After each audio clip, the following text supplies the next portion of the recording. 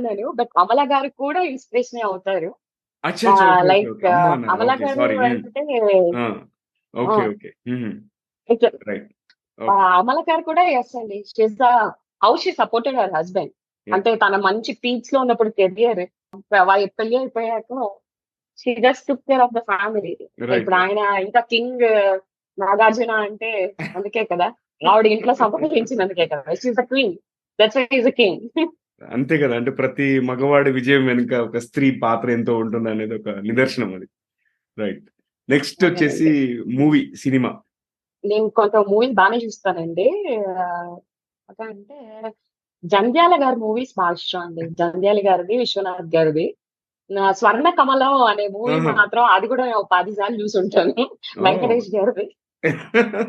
Yeah! Yeah! 'Jandhyala' గారి movies ఒకప్పుడు మేమెలా అంటే బింజ్ వాచ్ చేసేది. ఓటీటీ ప్లాట్‌ఫార్మ్స్ రాకముందు.